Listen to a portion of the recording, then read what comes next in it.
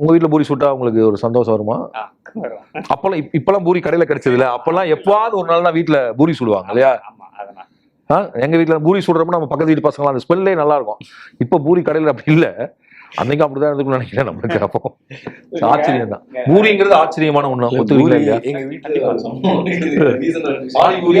இல்ல சார், பூரி முந்தின நாள் அம்மா சொல்லுவாங்க, நாளைக்கு காலைல பூரி செய்யணும், படு நேரமா, அக்காட்ட படு நேரமா தூங்கு, அப்பதான் காலைல எழுப்பி பூரி செய்ய முடியும்.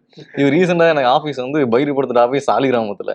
ஸோ அப்போ வந்து ஒருத்தர் வந்திருந்தாரு. அப்போ அவர் ஃபுட் வாங்க நான் வந்திருக்கேன். அப்போ அந்த கடையில கேட்டேன், பூரி அவர் கிட்ட வாங்கினா அவர் வந்து, ஆனா வெயிட் பண்ணுங்கண்ணா, நான் வந்து இது பண்ணிடுறேன், கொடுத்துறேன் அப்படின்னு. திடீர்னு பார்த்தா பக்கத்து கடை அரிசி கடை சாலிகிராமத்துல. அவர் சொல்ற, ஒரு பூரி மாவு கொடுங்க அப்படின்னு. பூரி மாவு எனக்கு தூக்கி ஒரு போட்டுச்சு. இன்னைக்கு ஒரு பூரி வாங்கி பூரியை வந்து இது பண்ணி அவர் இனி பண்ணி கொடுக்க போறாரு. 2 நிமிஷம் வெயிட் பண்ணுங்க. அவ்வளோ சொன்னார், 2 நிமிஷம் வெயிட் பண்ணுங்க, என்ன சூடாதான் இருக்குது அப்படின்ட்டு. வாங்கினாரு, கொட்டினாரு, போட்டாரு. அதிகபட்சம் 5 நிமிஷம் அந்த பூரி வந்துருது.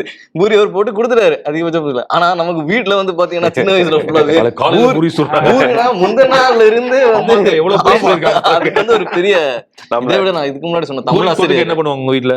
கிழங்கு. உங்க வீட்டுல கிழங்கு? உங்க வீட்டுல சார் கிழங்கு? எல்லா வீட்லயும் கிழங்கு தான்.